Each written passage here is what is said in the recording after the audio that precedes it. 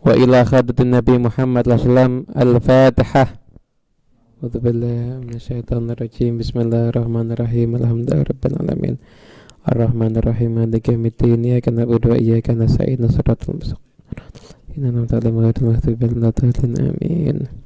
Assalamualaikum warahmatullahi wabarakatuh. Bismillah, innal hamdalillah nahmaduhu wa nasta'inuhu wa nastaghfiruh wa na'udzu billahi min syururi anfusina wa sayyiati a'malina.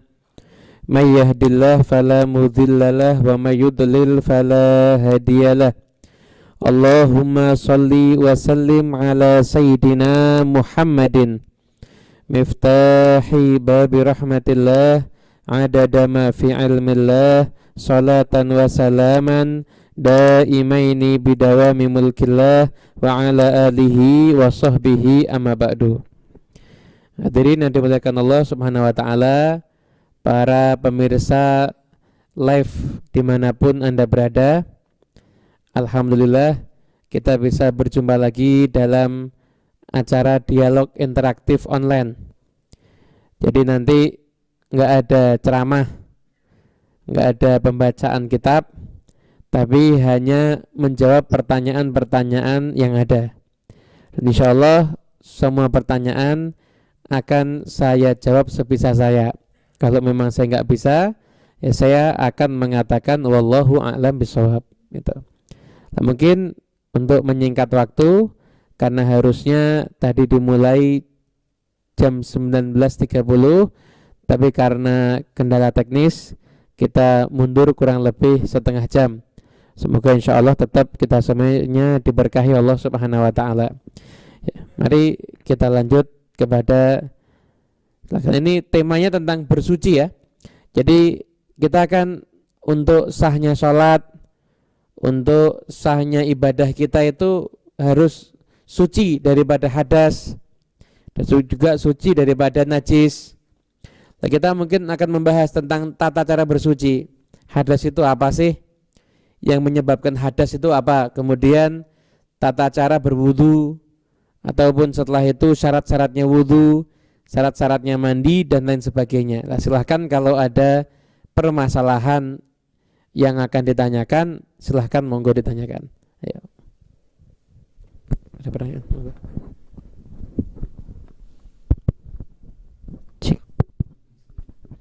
Bismillahirrahmanirrahim. Assalamualaikum warahmatullahi wabarakatuh. Waalaikumsalam warahmatullahi wabarakatuh. Yang saya tanyakan, ketika biasanya waktu maghrib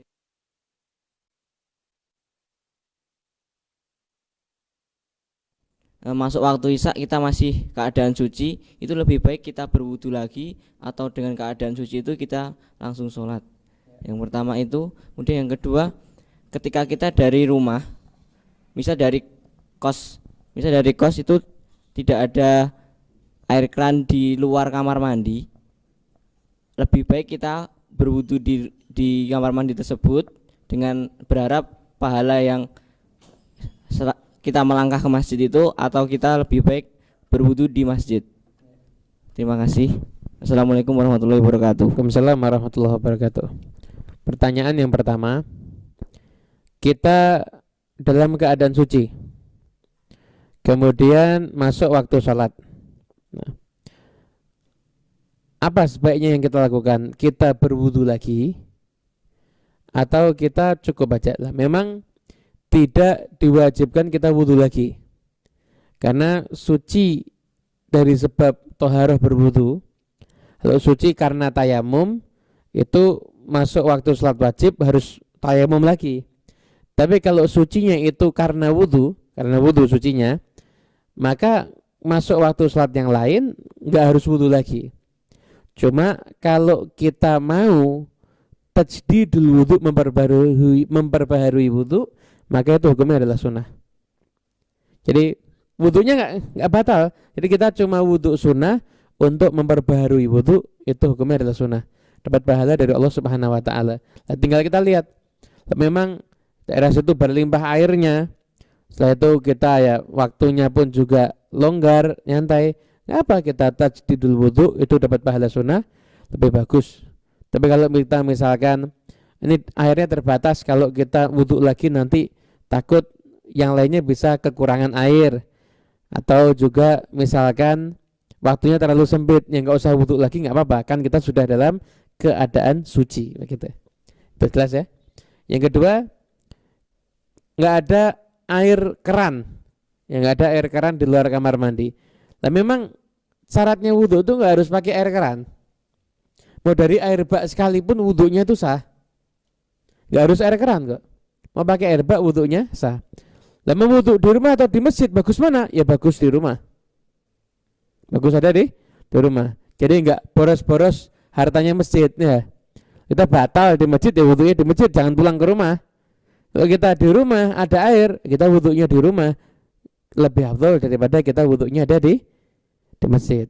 Jadi tinggal kita lihat kondisinya gimana ya. Gitu. Ada lagi? Yang online sudah ada pertanyaan? Mas Ato, ya, silakan. Terima kasih. Ini saya sampaikan pertanyaan dari live Facebook. Yang pertama dari Widi Sulistianto. Ini ada 3 pertanyaan, Bib. Assalamualaikum Habib. Waalaikumsalam warahmatullahi wabarakatuh. Yang pertama, apakah ingus membatalkan wudhu, Bib?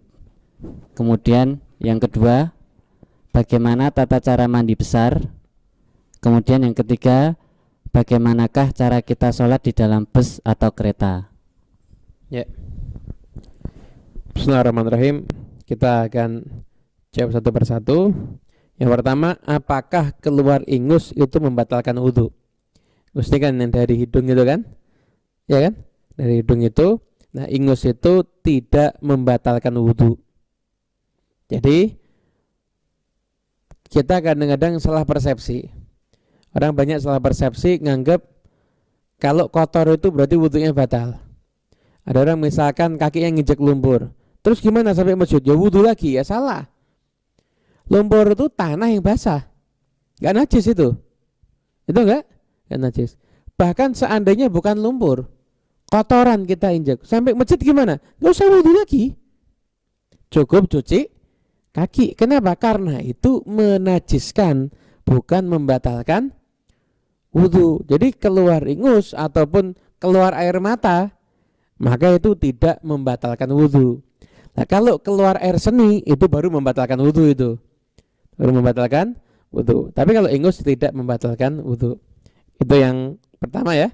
Saya cukup jelas itu. Untuk yang kedua yaitu cara mandi besar. Jadi mandi besar itu yang penting wajibnya seluruh tubuh terkena air. Seluruh tubuh terkena. Ya, kita mandi pertama siram bagian depan, siram bagian belakang, dan bagian kanan depan, kanan belakang, kiri depan, kiri belakang. Cukup. Perhatikan lipatan-lipatan tubuh. Kalau misalkan ada orang rambutnya itu kalau gaulnya itu dirasta ya, dikepang gitu lah. Itu kan kalau air nggak bisa masuk ke sana, maka itu harus dilepas itu. Seluruh tubuh harus terkena air, tidak boleh tidak terkena air. Seluruh tubuh itu wajib untuk terkena air, nggak boleh nggak terkena air gitu. Jadi tata caranya kurang lebih kayak yang tadi ya, tengah, depan, belakang, kanan depan, kanan belakang, kiri depan, kiri belakang. Itu setelah itu perhatikan lipatan-lipatan tubuh, itu sudah termasuk tata caranya mandi besar. Tapi yang wajib seluruh tubuh terkena air. Yang wajib seluruh tubuh terkena air gitu. Kemudian yang ketiga, kalau kita di bis atau kita di kereta, anggaplah kurang lebih begini. Kita berangkatnya jam 11 siang ya, sampai lokasi jam 7. Kan ada salat zuhur dan asar yang harus kita kerjakan di atas kendaraan. Kalau memang kendaraannya itu mau berhenti, lebih bagus berhenti.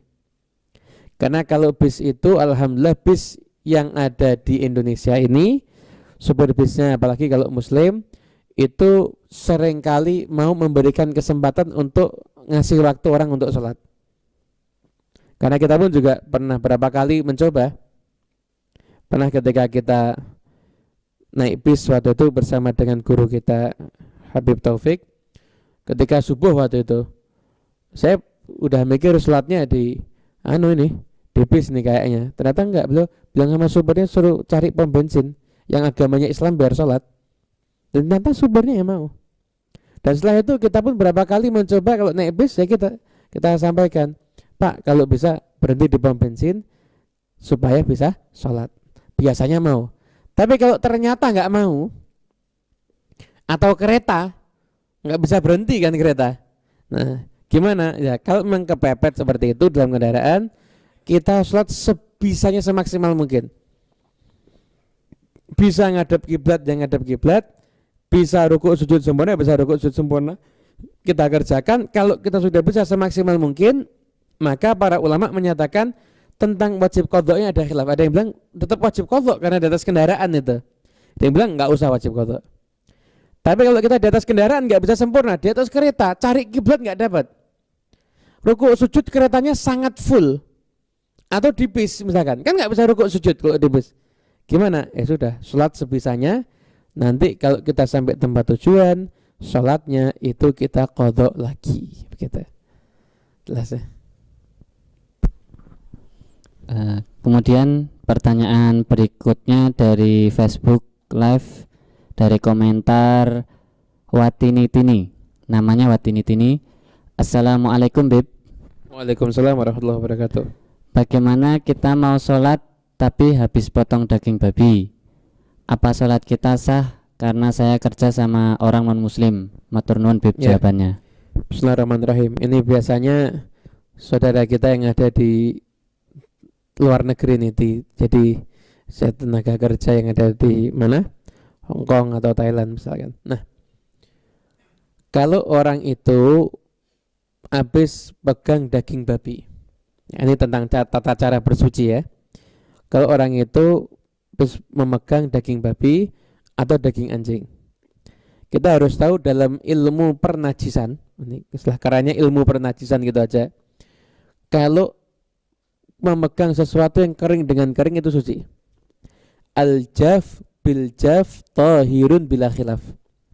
Mama ini sesuatu yang kering, tapi anggap orang megang anjing, tapi tangannya kering, anjingnya juga kering. Apakah najis? Enggak ada yang najis. Enggak ada yang najis. Nah, yang bermasalah itu kalau seandainya ada yang basah. Nah, itu kalau ada yang basah. Nah, kalau seandainya mohon maaf daging itu pasti basah itu ya. Pasti basah. Gimana kalau seandainya habis pegang daging babi terus mau sholat? Ya syariatnya bersihkan dulu bekas-bekasnya. Setelah itu dicuci 7 kali. Yang salah satu itu menggunakan pasir atau tanah. Dicuci 7 kali, yang salah satu menggunakan pasir atau tanah. Dicampur. Jadi gini, di tangan habis pegang daging babi, kasih tisu dulu, bekasnya atau kita sabunan dulu. Selesai, ambil pasir taruh di jeduk. Kemudian ini basuh yang pertama, itu yang pertama dengan tanah kan, itu kedua, 3, 4, 5, 6, 7 cuma air aja. Nah, yang jadi masalah, pengalaman kita pernah ke Hong Kong juga pernah ada tanya jawab juga di sana, cari pasirnya itu nggak ada. Cari pasirnya itu enggak ada karena paving semuanya itu. Mau cari pasir di mana? Masa harus sangu dari Indonesia, kan lucu nanti. Sangu pasir. Kan enggak mungkin. Kalau memang tidak memungkinkan, maka kita mengikuti mazhab yang lain yang menyatakan tidak perlu mencuci dengan tanah. Jadi tidak ada tatrib, pencampuran tanah itu enggak ada. Selamat mazhab Imam Malik juga ringan dalam urusan najis. Niat ikut itu aja. Setelah itu kita sholat seperti biasa, nggak ada masalah karena memang keadaannya darurat. Tapi keadaan ini jangan dipakai ketika di Indonesia. Di Indonesia banyak pasir dan lain sebagainya, megang anjing, megang babi, ya tetap dibasuh, disiram 7 kali. Yang siraman pertama usahakan itu harus dengan menggunakan tanah. Yang tanah dengan siraman yang ketujuh gimana? Nggak apa-apa, cuma lebih afdal pada siraman yang pertama itu yang dicampur dengan tanah. Kurang lebih begitu. Kemudian ini buat pengumuman ya Beh. Itu kalau misalkan ada teman-teman di Facebook ini mau bertanya, silahkan melalui komentar di Facebook live-nya ini. Ini pertanyaan berikutnya dari Rika San. Assalamualaikum ya Habibana. Waalaikumsalam warahmatullahi wabarakatuh. Afwan, izin tanya. Ketika sudah berwudu, terus ada nyamuk yang menghisap darah kita. Lalu setelah kita matikan hingga mengeluarkan darah dari hasil hisapan nyamuk tersebut, apakah wudu kita batal, Habib? Terima kasih ya Habibana. Bismillahirrahmanirrahim. Jadi bekas bangkai nyamuk bahkan ada darahnya itu tidak membatalkan wudhu. Lain ya antara menajiskan dan membatalkan wudhu. Kotoran, najis itu bisa menajiskan, tapi cukup disiram dibersihkan najisnya, nggak harus wudhu lagi. Nah, ada yang membatalkan wudhu. Yang membatalkan wudhu itu hanya ada 4. Ini jarang saya jelasin. Yang membatalkan wudhu itu hanya ada 4. Yang pertama, keluarnya salah satu dari 2 jalur, kubul dan dubur, kemaluan depan atau kemaluan belakang. Keluar dari situ air seni kah, darah kah, perlu kelereng kah atau apapun juga. Oleh kalau keluar dari situ batal wudhunya. Itu yang pertama. Yang kedua ya hilangnya akal, tidur, pingsan, mabuk, batal wudhu. Yang ketiga, bersentuhan laki-laki dan perempuan yang bukan mahramnya. Jadi mahram itu yang haram dinikahi. Jadi bukan mahram tidak haram dinikahi kalau begitu. Ya, suami istri bersentuhan juga batal wudhu. Suami istri bersentuhan itu batal wudhu. Bersentuhan laki-laki dan perempuan yang bukan mahram itu membatalkan wudhu. Yang keempat, memegang kemaluan dengan telapak tangan nih. Telapak tangan ini, nih yang kelihatan ini nih, yang kelihatan di layar ini. Ini membatalkan wudhu. Nah, selain itu kena najis, kena darah, kena kotoran. Misalkan kalau perlu kesiram tinja sekalipun, nggak batal wudhunya. Cuma jadi najis itu dibersihkan najisnya, bukan mengulang wudhu lagi begitu. Kemudian pertanyaan berikutnya dari Banat Az-Zahra Al-Batul. Assalamualaikum warahmatullahi wabarakatuh. Waalaikumsalam warahmatullahi wabarakatuh. Bib mau bertanya, bagaimana hukum berhutang jika orang tersebut tidak mengembalikan padahal kita sudah mencoba mengingatkan atau menagih hutang tersebut berkali-kali? Jazakallah khairan ya Habib. Semoga Allah memberkahi ilmu yang Habib sampaikan dan diberikan rahmat kesehatan selalu untuk Habibana. Amin. Terima kasih atas doanya. Ya, ini masuk ke bab hutang ini. Apa? Mensucikan diri dari hutang kan juga perlu ya. Bersuci mensucikan diri dari hutangnya. Gini. Tentang hukum hutang piutang. Hukum hutang piutang. Ketika ada orang berhutang, dia mampu bayar, kok dia nggak bayar, ya dosa dia. Kenapa? Dia ada nyangkut pada dirinya haknya orang lain. Nanti kalau dia mati, warisan tidak boleh dibagi sebelum utang itu diberesin. Warisan tidak boleh dibagi sebelum hutang itu dibereskan.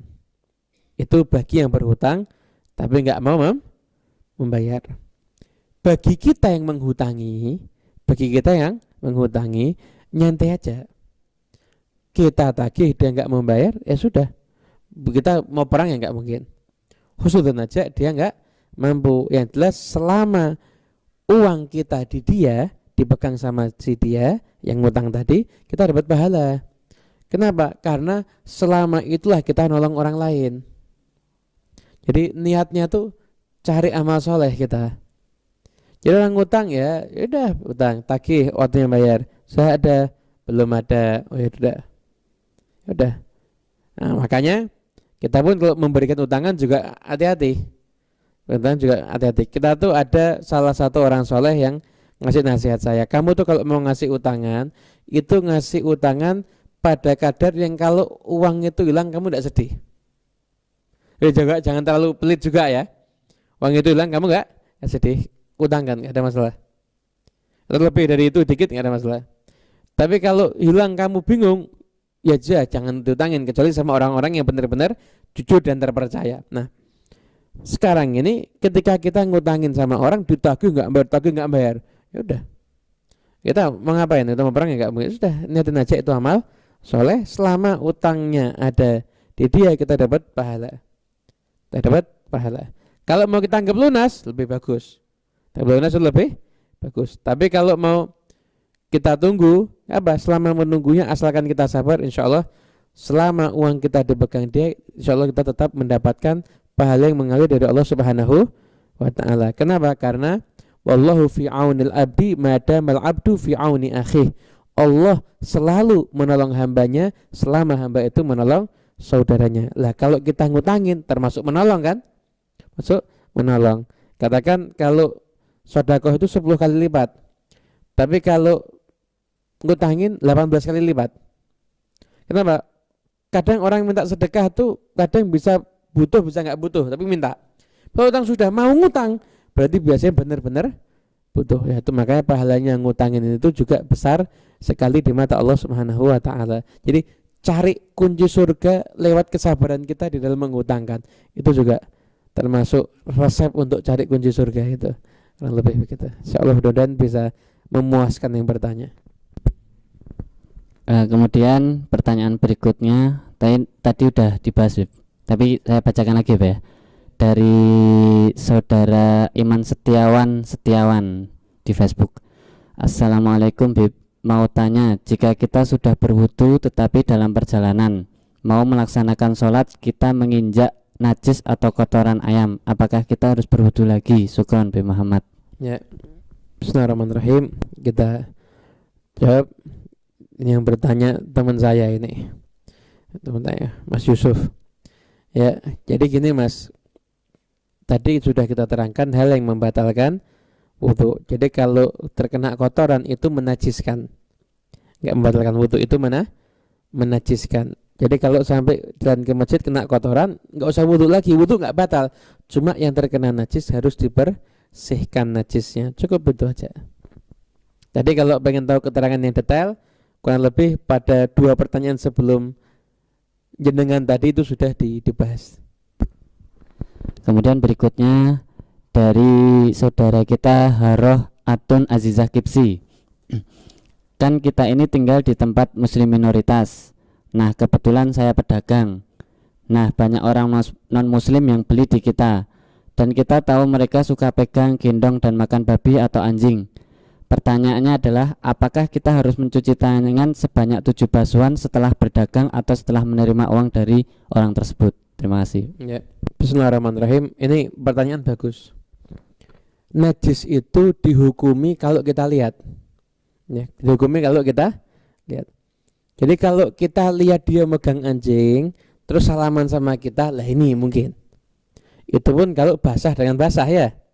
Selama tangan kita itu dalam muamalah itu kering, itu aja kita lihat najis saja.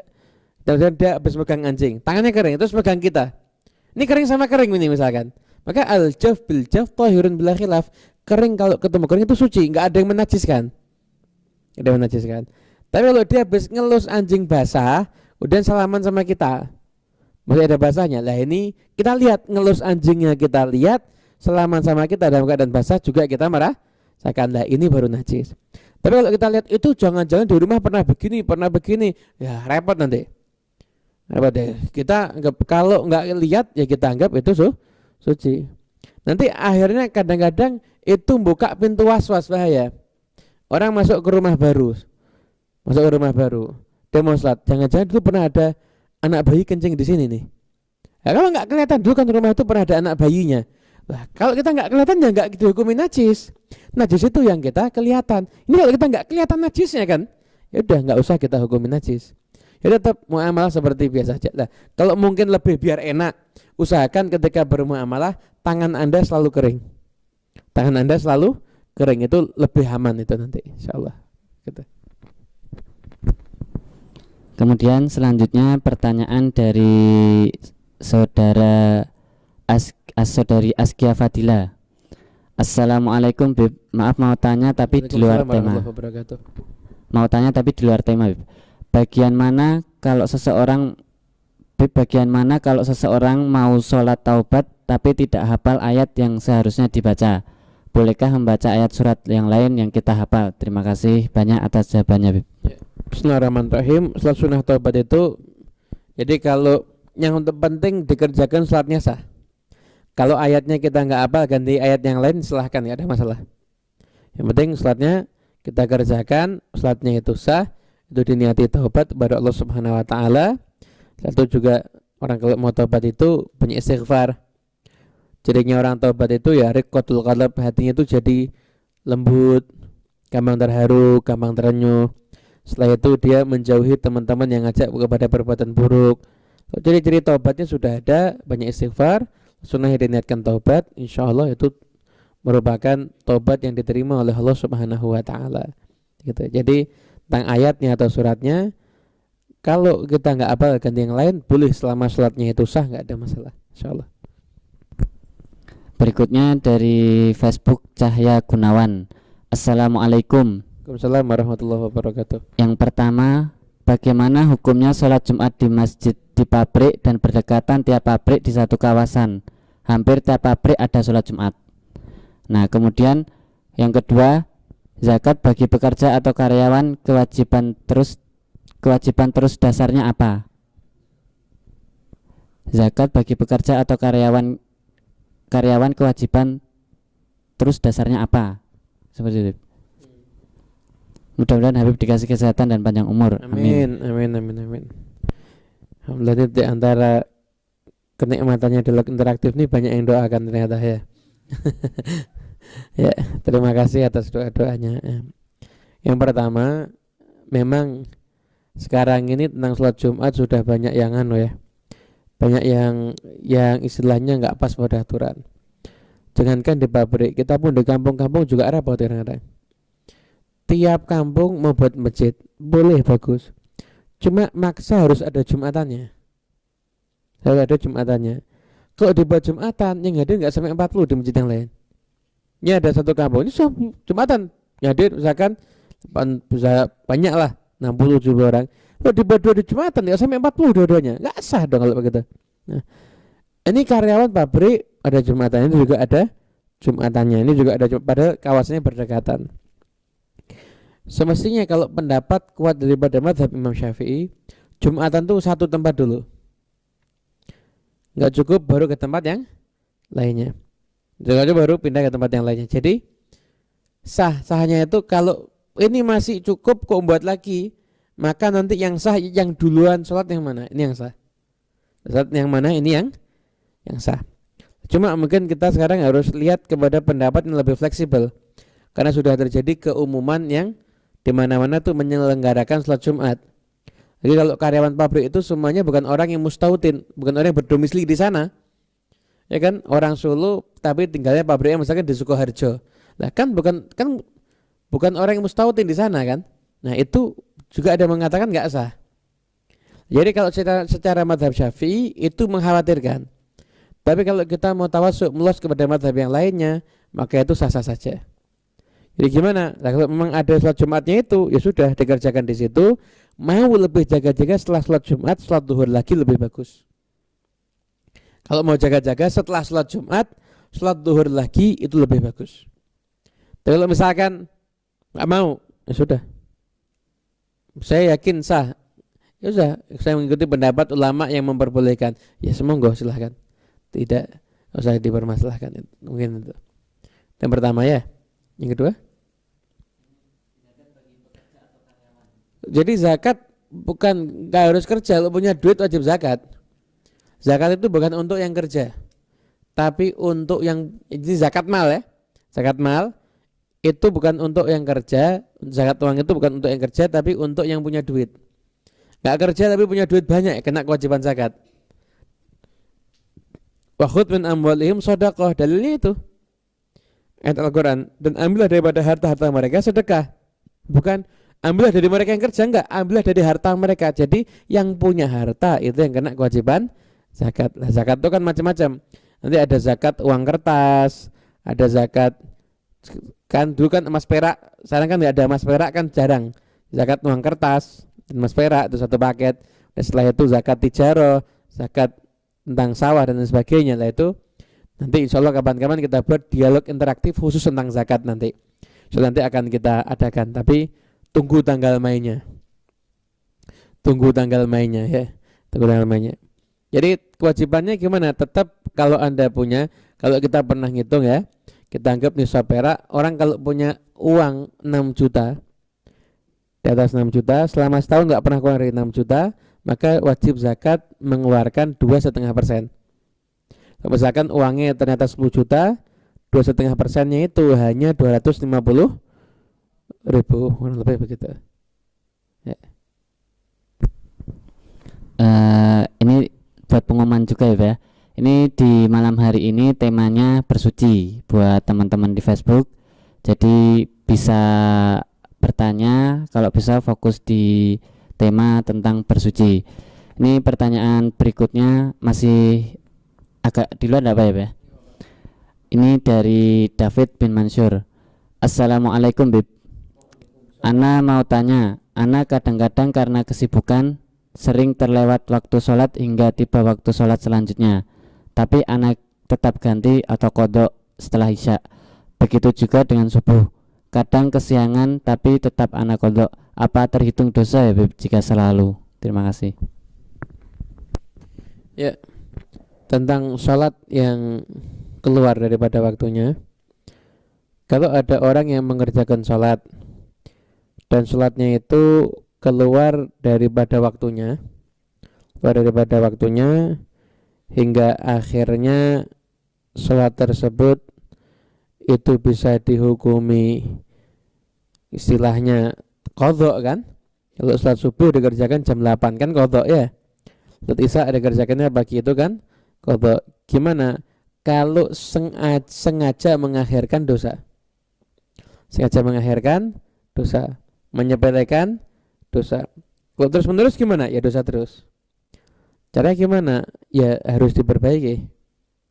Karena yang paling penting dalam hidup kita ini apa sih? Ya sholat kita. Kalau sholat kita itu sudah nggak kita anggap penting, sholat kita itu sudah tidak kita anggap penting, yang penting lagi apa? Sholat lo nggak penting. Padahal itu hubungan antara kita dengan Allah. Ya, apa yang mau kita pentingkan? Jadi tetap qadha wajib diqadha ya, wajib diqadha. Tapi kalau memang sengaja menyepelekan atau sengaja mengakhirkan dosa. Nah, kalau karena udzur misalkan dia terlalu capek misalkan atau terkena sakit, jadi ketika tidur malam subuhnya nggak bangunnya misalkan jam 9 pagi, udzur ini dia nggak disengaja, nggak ada masalah, tidak berdosa.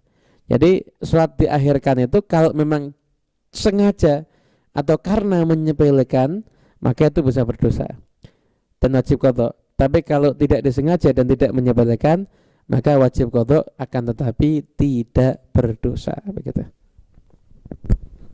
Kemudian berikutnya dari Facebook Dayu Haryadi. Assalamualaikum Bib, mana yang lebih utama, sedekah pada orang tua yang lebih mampu dari kita, apa sedekah pada saudara yang secara ekonomi jauh di bawah kita? Ya, Bismillahirrahmanirrahim, ini tentang sedekah lagi ini. Jadi lebih bagus mana, kita sedekah kepada orang tua yang lebih mampu daripada kita atau kerabat yang membutuhkannya? Jadi kita sedekah itu memang harus lihat porsinya ya. Kalau memang kita lihat orang tua kita cukup kaya raya, itu ada saudara kita yang dalam keadaan kekurangan, ya saat itu mungkin kalau sudah kepepet, ya kita pentingin kerabat kita, kasih. Tapi nanti orang tua juga kita sedekah dalam bentuk ini. Kalau orang tua sudah punya duit banyak, jangan sedekah ngasih duit, kasih hadiah apa, kasih hadiah yang dia senang. Jadi ikhtiar membahagiakan hatinya, sekalipun kita harus mengeluarkan uang begitu. Kalau orang tua itu sudah mampu, jadi ngasih duit sekalipun juga nggak ada masalah. Tapi yang jelas ikhtiar untuk menyenangkan orang tua. Cuma kalau kondisinya kita lihat saudara kita kepepet, darurat, terpaksa, butuh, dan orang tua kita dalam keadaan mampu, ya uangnya kasih dulu ke kerabat kita yang nggak mampu. Kenapa? Karena ini sudah dalam keadaan hajat, dia membutuhkan bantuan, membutuhkan pertolongan, kasih ke sana. Tapi kalau seandainya Misalkan orang tua kepepet, saudara kepepet, ya orang tua dulu yang lebih wajib kita bantu, baru setelah itu kita membantu saudara kita yang lainnya. Nah, kurang lebih begitu. Ini pertanyaan dari YouTube dengan nama di YouTube Nuradi Adi. Assalamualaikum. Mau tanya Beb, bagaimana hukumnya bersuci menggunakan air bekas wudhu orang? Bismillahirrahmanirrahim. Ini masuk bab toharoh lagi nih berarti ya. Setelah sekian pertanyaan akan keluar dari bab toharoh. Nggak ada masalah sih sebenarnya. Kita lebih senang kalau sesuai tema, cuma nggak masalah kalau keluar dari tema. Kadang orang ada permasalahan yang butuh segera jawabannya gitu. Segera jawabannya. Bersuci bekas orang lain.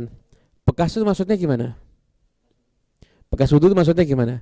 Kalau seandainya ada orang wudhu di bak, setelah itu baknya ini dianggap bekas, ya nggak ada masalah.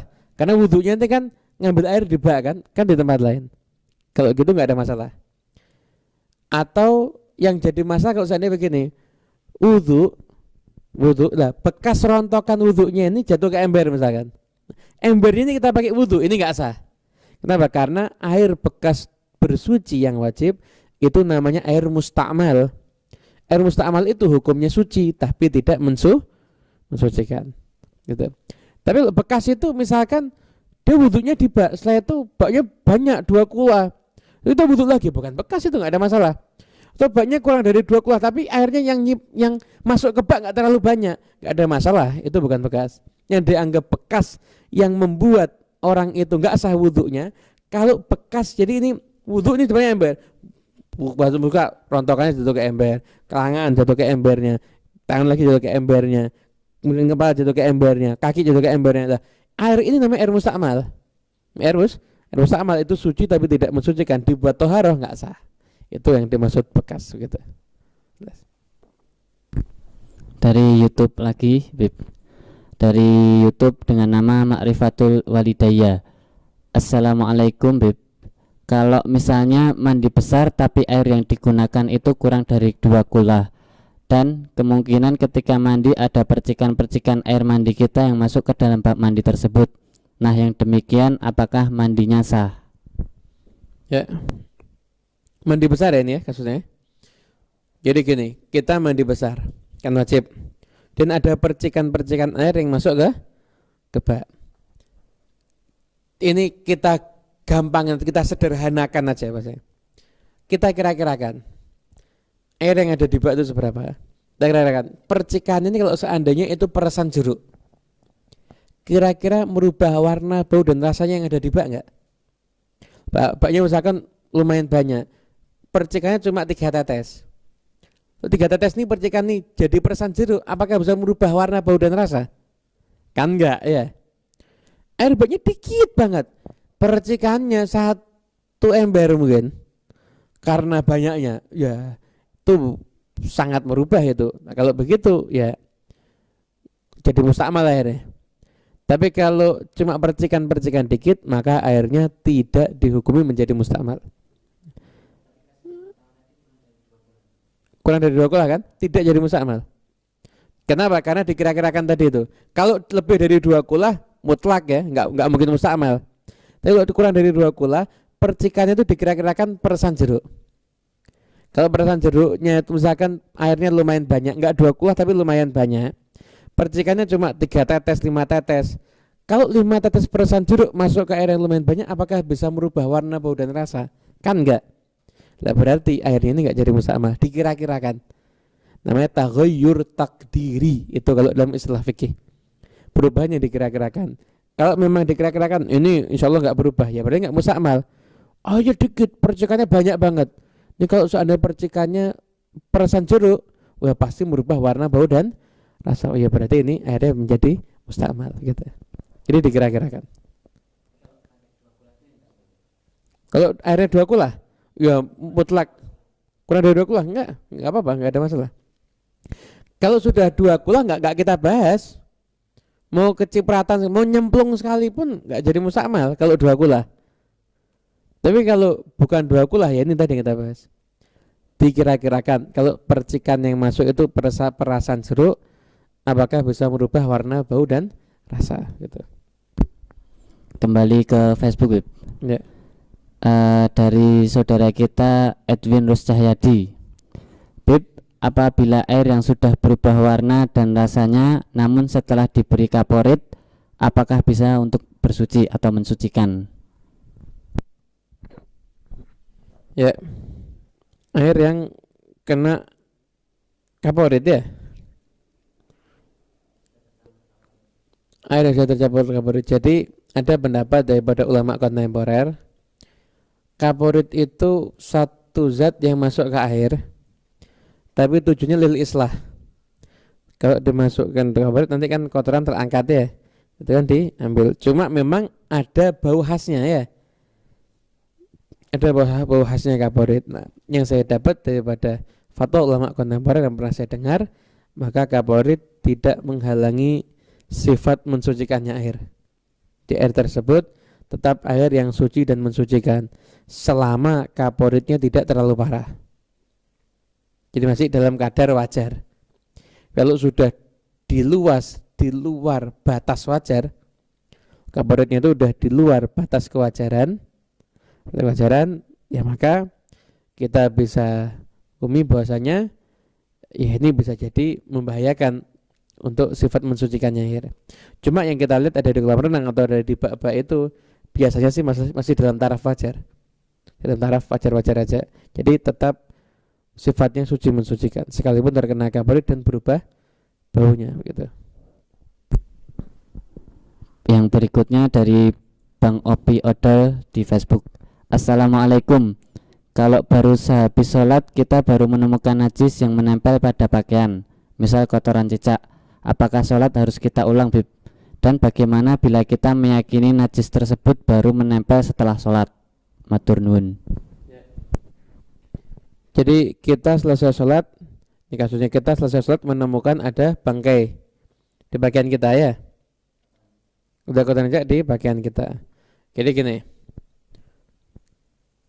gimana kalau seandainya menemukan kotoran selesai sholat? Kalau dimungkinkan kotoran ini setelah selesai sholat terkenanya, maka nggak ada masalah. Loh ini pasti sebelumnya, ya itu baru bermasalah. Contoh, sholat zuhur jam 12, jam 1 dia nemu kotoran cicak. Ini kotoran cicaknya dari mana ini? Apakah dari sebelum sholat zuhur atau setelah sholat zuhur? Kalau ini kotoran cicak sudah ada dari sebelum sholat zuhur, kan berarti ketika sholat zuhur bajunya najis, nggak sah. Tapi kalau dari setelah sholat zuhur, maka berarti sholatnya sah tadi. Cuma ini baju kena najis harus disucikan. Gimana? Kalau ada kemungkinan ini terkenanya setelah sholat zuhur, maka dianggap sholatnya itu sah. Aja. Setelah sebelum sholat zuhur di luar, setelah sholat zuhur juga keluar. Memungkinkan sekali terkena setelah sholat zuhur, ya sudah tetap sah sholatnya. Sudah sholatnya. Contohnya yang mungkin ya, yang paling enak contohnya begini. Ada orang misalkan setelah selesai nyembelih korban itu dia sholat zuhur. Nyembelih korban jam 10, sholat zuhur jam 12. Jam 1 nemu bekas darah di baju. Kapan ini kenanya? Atau jam 12 jam 1 dia nggak ngapa-ngapain. Oh, ini berarti pasti kenanya sebelum tuh. Kalau gitu, ya berarti ini sudah nggak sah tadi sholatnya, harus diulang lagi. Tapi kalau kotoran cicak tadi kan dimungkinkan bisa juga kena setelah selesai sholat, ya berarti nggak usah ngulangin sholat. Dianggap terkenanya kotoran cicak itu setelah dia selesai sholat. Kita cek. Kemudian yang berikutnya dari saudara Bambang Mulyono. Assalamualaikum, Bib. Waalaikumsalam warahmatullahi wabarakatuh. Untuk hitungan zakat penghasilan bagaimana? Saya bekerja di Jepang, sedangkan nilai uang di sini berbeda dengan Indonesia. Mohon pencerahannya. Semoga sehat wal barokah, Bib. Amin. Terima kasih banyak. Nah, zakat penghasilan. Zakat penghasilan itu kalau kita lihat dalam fikihnya ditentukan sesuai dengan kurs harga emasnya. Harga